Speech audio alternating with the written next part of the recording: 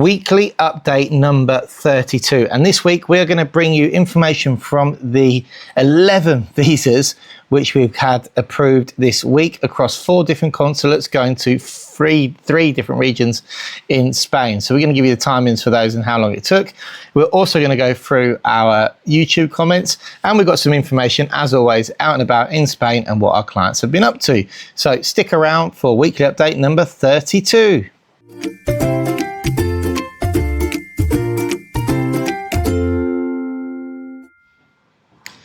So weekly update number 32, and finally we are in September. Summer has been a long slog, I have to say. It's a very difficult time for people who are moving over, but it's a very busy time for many reasons, like capital gains and tax reasons. People are coming in this time of the year. A lot of applications that went in June and July we're still waiting, some of them to come out. As one, I think, from the end of June, and the rest are still from July, still coming out, because the foreigners' offices and extranjerias and consulates are all playing catch up.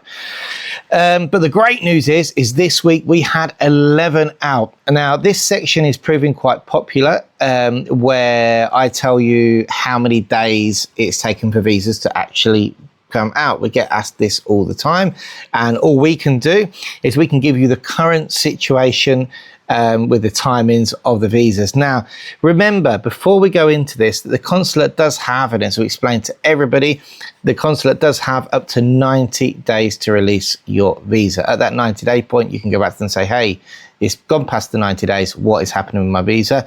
Before that, they're only going to send you an email and say, I'm sorry, the 90 days to release the visa hasn't expired yet. Okay, so which we're seeing quite a bit when people have been asking, albeit it's gone past their requested entry date into Spain. They just come back and say, look, we've got 90 days. But anyway, here we go. From our 11 visas that we've had approved, let me give you the numbers. And then I'm going to do this every week. We may not have visas approved every week, but every time we do have visas, I'm going to give you an update on how long they took and where people have applied for and where they're going to. So hopefully you can get a bit of an idea, bearing in mind that everybody's circumstance is individual. So to start with, we've got let's start the longest one. So a London to Malaga. This is one of our ones which was hanging around from June. And London to Malaga, there's a 64-day visa, and that was approved this week. So that ran into the 2 months, but still, again, didn't go up to the 90. That's the longest one that we had that took this week. Then we've got another one, which is London to Malaga, and that was 58 days. So it looks like London to Malaga at the moment are taking around 2 months. Excuse me, I'm just going to have some of my coffee. It's early Sunday morning. Fabulous weather, you know, that's why I sat outside today. I was just like, this is lovely. Sat around 25 degrees now, and it's such a lovely time to do the videos, but definitely not sat inside. Okay, so that's a London to Malaga, 58 days. Then we've got a London to Alicante, and that was 54 days. So that's the 3 we've had out from London this week. So that's a 64, a 58, and a 54. So there we go, all between 50 and 60 days from London this week. Now let's go up to Manchester, and we've got one here, and I'm going to give you the full report back on this one because I've got the permission from our client to do that from Steve. And I can't thank you enough, Steve, for sending me an email, sending me some photos, which I'm going to show you in a minute.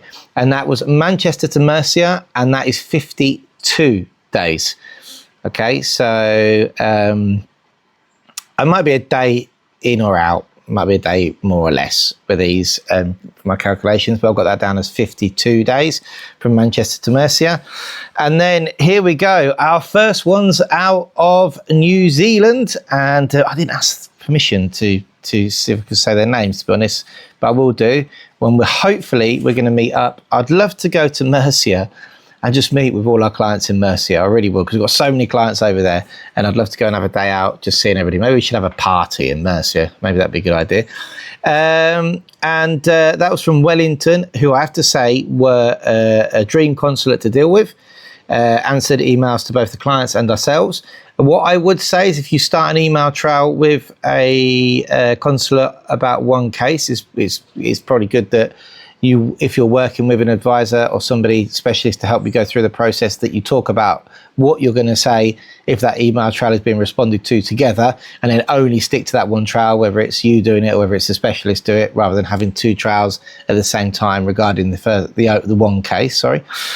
And that came out in 41 days. So hats off there to Wellington. And surprisingly enough, there's very few translations needed for Wellington. It's the first time I've ever seen it where they don't want a medical certificate translated for any consulate. So we're going to take our hats off to them. Great turnaround from there.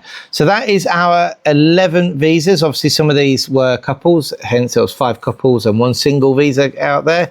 It was brilliant. Great week. Don't forget also, when you do get your visa, to check the details on the visa. We had a couple that came through which had different dates on the visas, which was a bit crazy. They had one which was recent and then one which was in the requested date.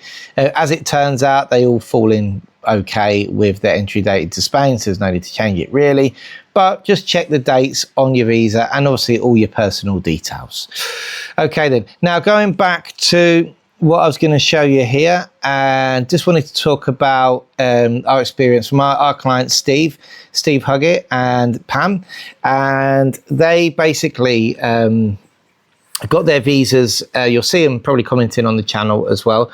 So they got their visas, but they went through they worked really hard to get their visas, I have to say. They really pushed through very, very quickly and came across some bumps in the road and just ironed them out with us and managed to get their visas in around 7 weeks. The application time, I'm just reading now the email while I'm having my coffee as well at the same time. The application process took around 5 weeks after ACRO made a mistake on a certificate. Now,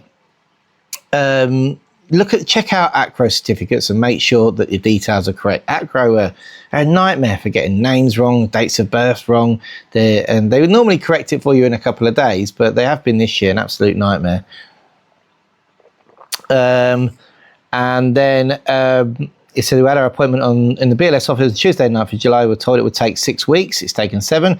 After the request for extra information, no live trace. Right, okay, let's explain that then. So they were told it was going to take 6 weeks. It's taken 7, but Steve got a letter of requerimiento for more information. And as we've spoken about before this year, for some reason, Manchester seemed to be asking for more information for people who have no live trace on their ACROs. This was never a problem. It doesn't seem to be a problem in the other consulates. They don't ask why. Manchester do.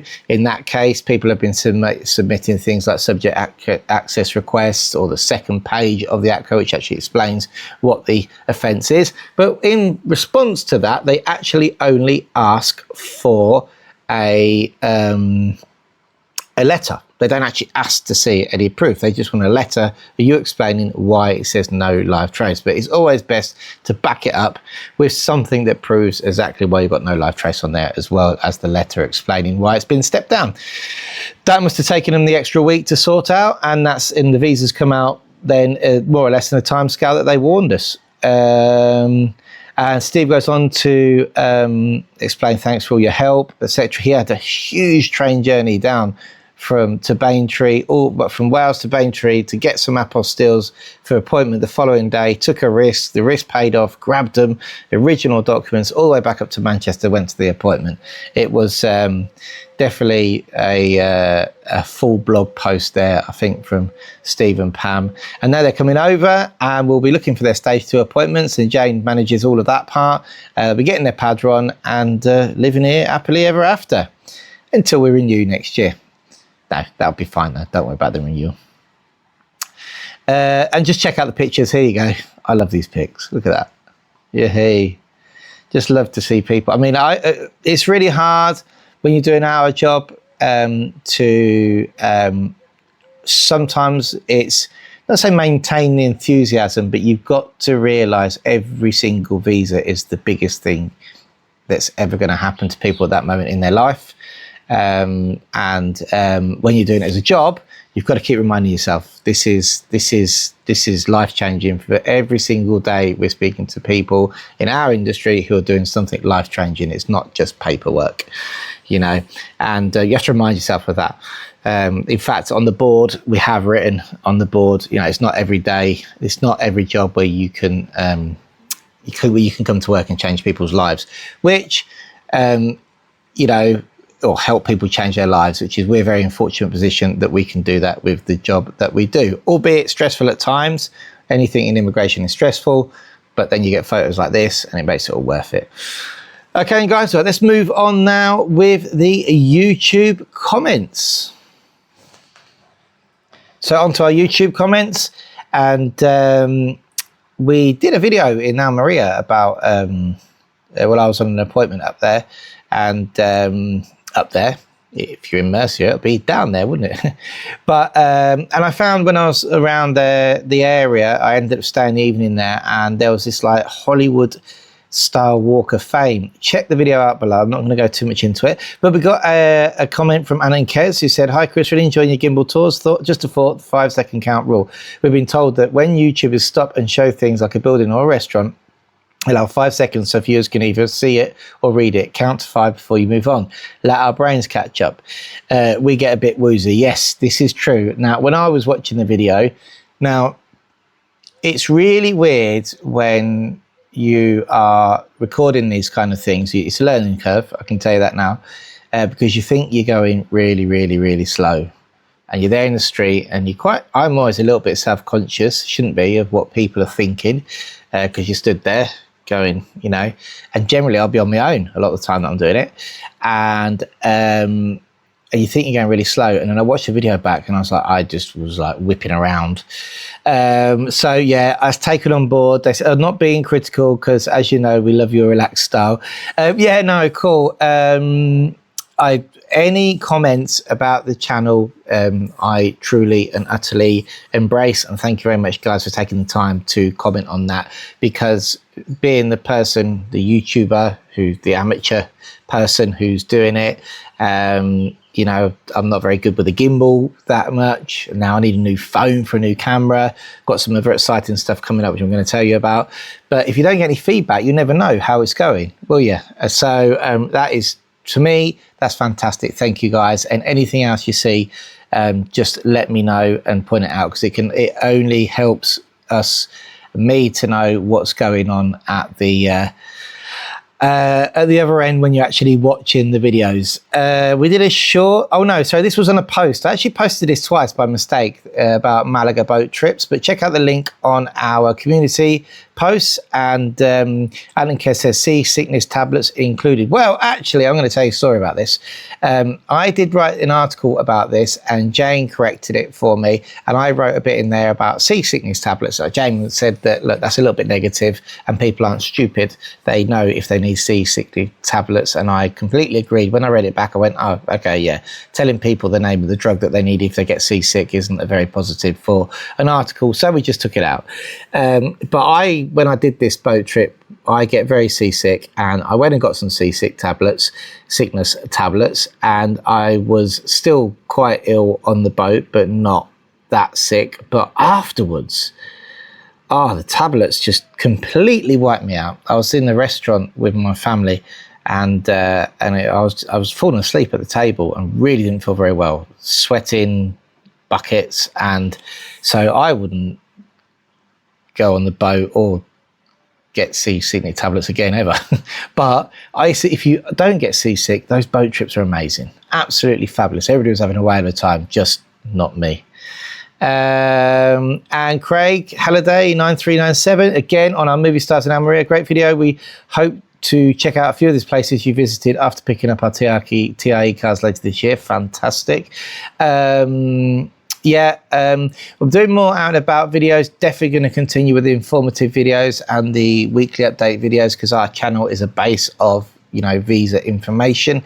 But I want to get more living in Spain. What I've noticed as well on the videos is we're getting less views on the videos, but more comments and reactions. I think more of, and I'm not really too bothered about how many views we get on the videos, because it's all about the community Upsticks community and making sure that our clients see not only the information or get the information from us about their visa or getting their residency, but also see what it's like to live in the different areas in Spain as well. And when I say that as well, don't forget we're talking about the wider YouTube community as well. You should know that our friends Scats and YouTooSpain have a huge community, and a lot of the followers follow both channels. And there's other channels as well, like Sean, Expat Matharon. I know we've got a lot of followers from Mercy who follow him, follow us. And they also follow YouTooSpain as well. And it's just getting the information out there. And it's also for people who are waiting to come. You know, I want it to be good for people who live here and for people who are waiting to come as well, so they can see what people who have already made that jump are up to. Steve wrote on the update number 30 t-shirt E9 hug, which is Steve, who I mentioned before, you saw the photo of, wrote Upsticks t-shirt. Too late, Steve, it's already been given out. It already has gone, but Steve, I guarantee that you're going to get a t-shirt, because the effort that you've made to get that visa in the first place, you deserve one. So I'll make sure by hook or by crook we get you a t-shirt. Thanks, Chris. This is on our we did a video on documents you don't need for a non-lucrative visa renewal. Question, I got an FAQ, what don't you need, you know, from the first application to the second one, which I thought that'd make a great video, so I did it. And that came from thanks, Chris, for the update, Julian from Salou. So Julian, one of my best buddies there from France, thanks for the comment. That's amazing.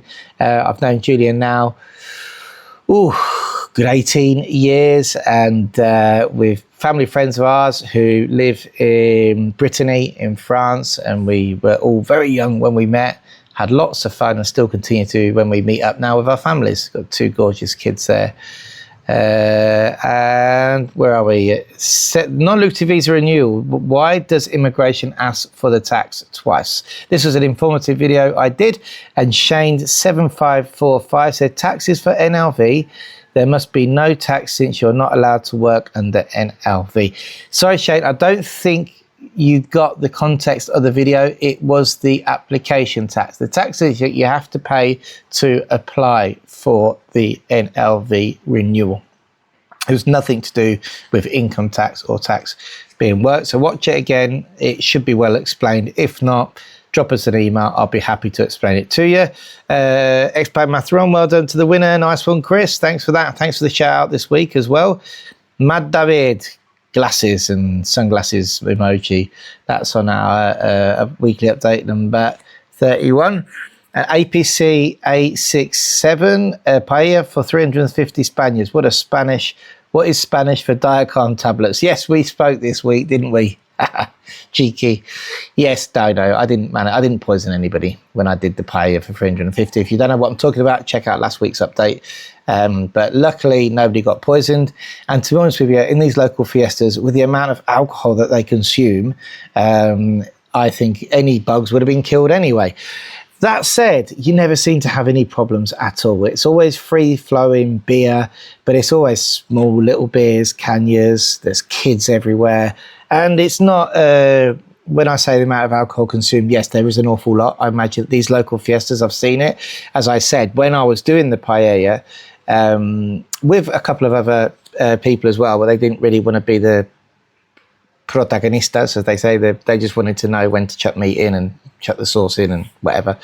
Well, there's no sauce. It's called, when we make this sulfato, which is the sofrito, sorry, which is the onions and everything that baste the paella. They just wanted to sit in the background and be told what to do.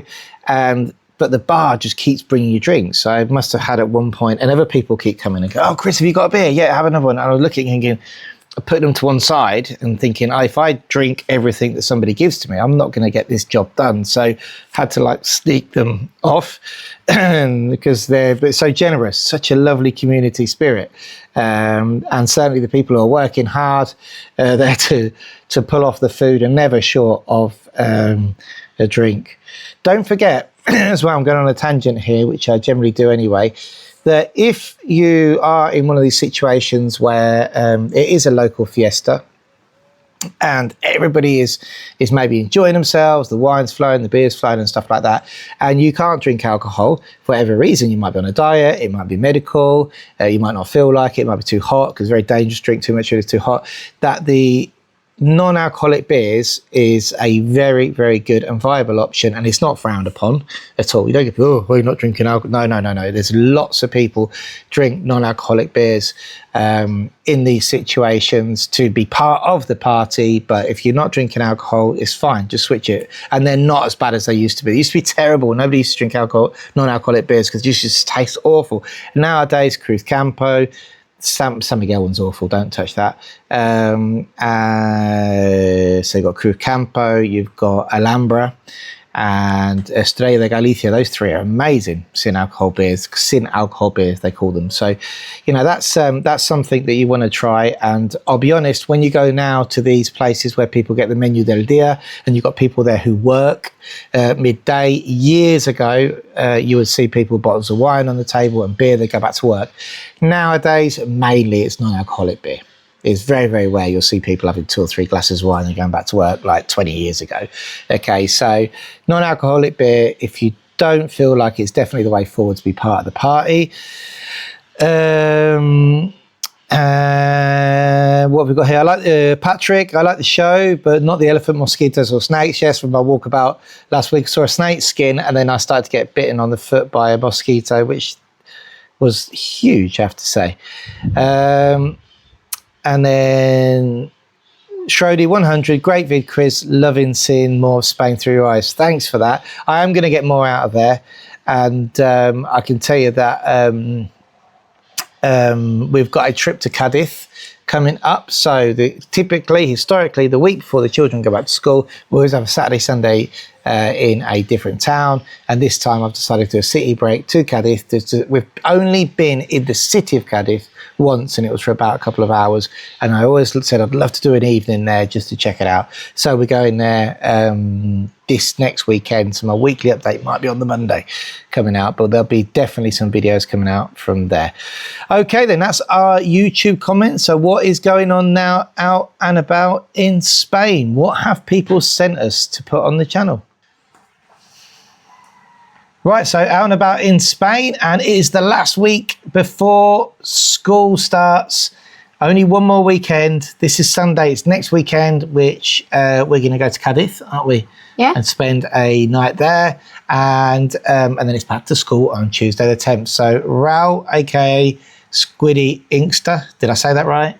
Yeah. Yeah, who has his own YouTube channel. It's a child channel. It's related to gaming, but we have been helping each other, haven't we? So we're gonna, so please subscribe to Raul's channel as well. Even if you're not into gaming, just need more subscribers. We've had a software fault, haven't we, in the recording of your videos, because I switched computers over and now I can't work out how to get the software key from one to another, but we will do that properly soon, won't we? But anyway, Raul's joining me on this video. He's going to offer his opinion on some of the stuff we're going to talk about. Right then, Raul, Raul, another thing we've been doing, big announcement, is aside from learning about Canva, and we're going to be learning about CapCut and other editing software, is we've been playing with our new 360 camera, haven't we? Yeah. And hopefully we're going to be getting some really cool footage of Spain on the channel for you. And we've got our first 360 video coming out on Tuesday. And it was when we went to Malaga, and we walked right down the center of Malaga with the 360 camera on a 3-meter pole in peak time, didn't we? Yeah. Did you feel a bit silly walking down the middle of the road with that? It was me really walking with it, wasn't it? Yeah. How did you feel? Silly. Did you? Yeah. It was great footage though, wasn't it, afterwards? Yeah. There was a few people pointing at us, weren't there, going, what on earth is that pole that he's got hanging above him? They're like, what is that? Yeah. I want one. Yeah. There's this crazy guy with Upsticks on his t-shirt walking around with this huge pole right in the middle of Malaga on the busiest, most famous street at the peak time, wasn't it? But hey, it's all good for the channel, isn't it? You gotta keep your viewers entertained. This is the thing. You've got to keep your viewers entertained, haven't you? And apart from the information that we give about visas and that, I think it's good to get stuff in about out and about in Spain. Right, so let's start with our pictures that have been sent in. Right, I'm going to bring this up for you. Yeah. So the first one is, check this out. So these are our clients here. You can see it's only on small on our screen here. Yeah. Hey, can you see that? Yeah. Hey, so, oh, hang on a minute. So that's, we've already shown this one. Did I? Did it? Oh, wow, it's going all wrong. Oh, no. Oh, no, here we go. 1 second. 1 second, where's it go? Where's our picture that I wanted to show? Oh, no, what's going on? There we go. So that's Spencer and Sandra there. Look at them, as you know him as Robbo. Enjoying the dream in Spain. Thanks for that. Got his visa and got his appointment now to go and register his visa this week. So that's absolutely amazing. And next thing we're going to look at here, this is a photo which was sent in from Neil, and this is, oh, we can find it again now. Here we go. And this is a paella. Now, Neil was at a family fiesta, or was it a fiesta with your family, Neil? Let us know. And he had paella there, very similar to the big one that I cooked. It looks like a meat paella. Now, Raul, what's your opinion on paella? You don't mind a paella, do you? I mean, when I eat it, I like it and all that. Although on Isla's birthday, my dad here made one, and then I was just playing in the bouncy castle that we rented, and I didn't realise that I had made one and there was not enough for me. It got eaten up pretty quickly, didn't it? Yeah. That's a shame. Do you like my paellas? Yeah. Yeah, they're not too bad, are they? You didn't even cook your second paella.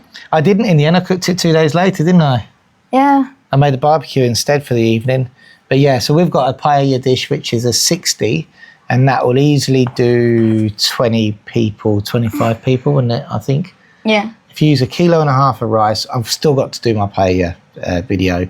I should have done it that day, but it didn't really happen. I want to show you how to do a basic paella, and then from there you can elaborate it as much as you like. So anyway, thanks Neil for sending that in. That's amazing. And let's move on to, oh, we already said about the exciting 360 footage coming up, didn't we, with Malaga? Yeah. All right, so that's good.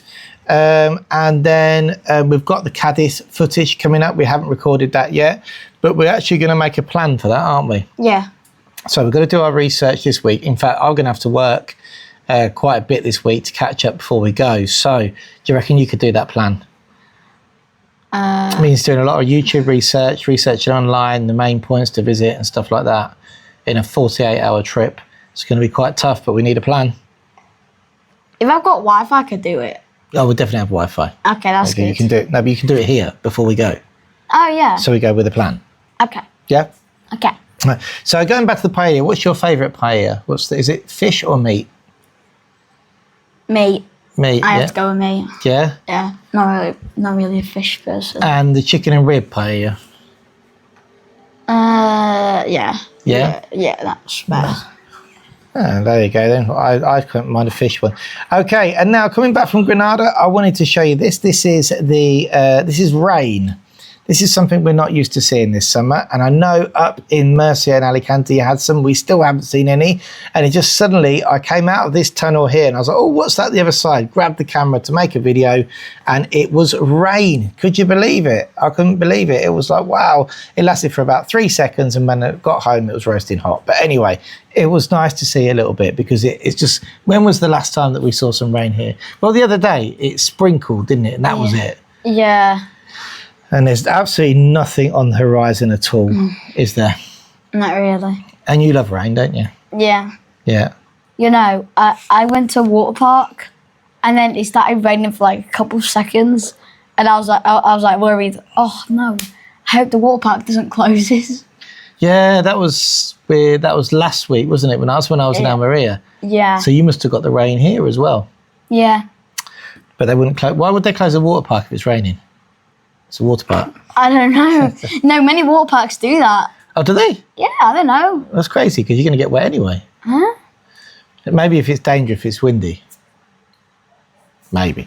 Anyway, so that's it today. It's been quite a long video before, so we're going to keep this section short. Next week in our update number 33, we'll show you a few photos from out and about in Cadiz. We'll give you all the visa updates. You know what we're doing with the visas now? You know the visas when they come into work? Yeah, when we get approvals, we calculate the days from when the people went to apply for it to how long it took. So I was just thinking, because I've done that over the last 3 or 4 videos, could you create a spreadsheet for me? You like spreadsheets, don't you? I don't know what you're talking about. Right, let me explain. Do you know the spreadsheet we did for the temperatures in Malaga? Ah. Right. So I'm going to give you the data. You create a spreadsheet. Ah. And then we can publish that spreadsheet. Okay. Yeah, and then you can be your job then. Right, there you go. You are our spreadsheet analyst. Okay, but whatever you're doing from that, you're giving me 1/8 of the money. 1/8 of the money? That's not even a lot, so... That's not enough. Okay, that sounds like quite a good deal. But it's just for the channel. I know, and... Okay. Yeah, I'm taking 1/8 of the money. I would have said half before, but hey, I'm giving you like another 3 more 8ths from... Yeah, whatever. No, if you'll be an 1/8, I'll be getting 7/8, you'll be getting 1/8. Yeah. Yeah? Yeah. But you're going to create a spreadsheet. Yeah. Sounds like a good deal to me. There we go. Okay then, so weekly update 33 coming out soon. Thanks for watching. We've got a fantastic video coming out on Tuesday. Don't miss it. And don't forget to subscribe to Squealy Insta. Thanks.